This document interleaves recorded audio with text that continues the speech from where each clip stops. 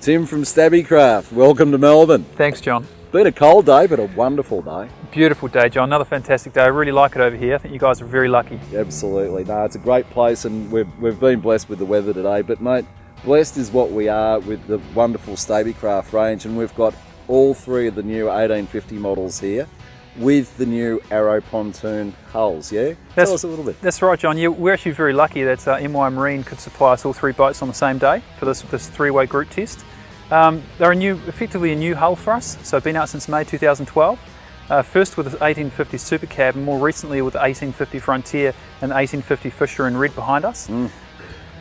The three boats, yeah, beautiful, and we got them in three separate colours too. We did. Fantastic in a beautiful bright yellow, obviously deep black, and a nice red as well. So three proud Stabicraft colours. Mate, three great versions too. I've got to say, whilst I realise that the Supercab is the hero boat that everybody wants, there's no doubt about that.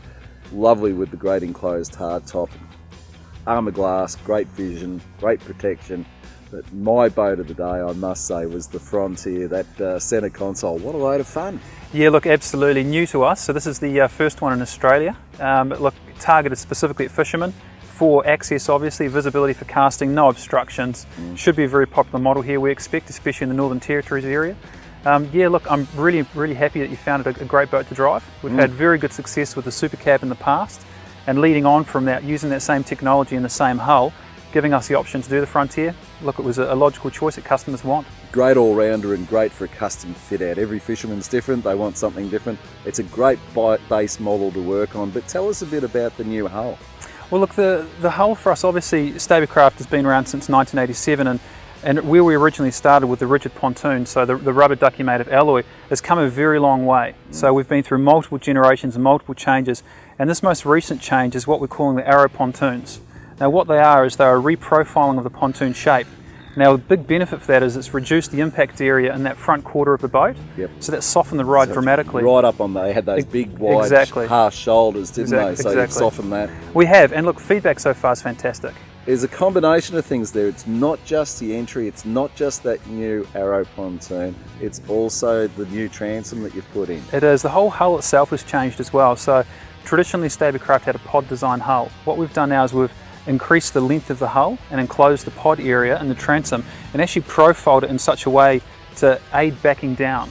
Now we're calling it the Game Chaser transom for obvious reasons, and what the big benefit is manoeuvrability when backing down, and also the speed you can back down at. So game fishermen are really quite enjoying it. And then also, and this is a great little benefit, is manoeuvrability around piers and tight marinas. Very practical. Mate, I backed up at about 5 knots, 10 knots, well, probably 10 knots before. It was in an 18-foot boat, that's unheard of. Yep, look, I can believe it. It is actually seriously good fun to do that. We, you would have seen me today having a good play around with it as well. But look, it's really good. There's obviously another big benefit from it as well, is that added displacement at the back of the boat. That's also changed the attitude on the water. So it's quite good. I mean, obviously more hull length is of benefit between chop. So it might be an 18.5-foot boat, but it's got the hull size of a much larger boat. Absolutely. And it gives you that confidence and that feel as well. So it's using that keel line all the way to the back of the pod instead of stopping it and then having the motors and the pod out the back. Instead of the traditional step through or step up and whatnot, it's now full length. Obviously with more displacement, also heavier engines as well.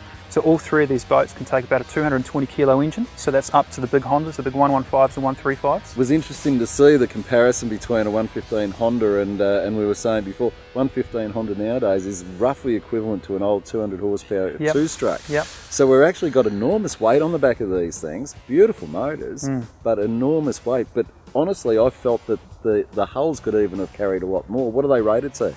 Oh look, we're rating them, there is a bit of a stagger between them. So the open boats are rated to 115 and the larger boats are rated to 140 now. So that's obviously, there are some models of some manufacturers' engines that there's a cut-off point for in terms of weight and horsepower.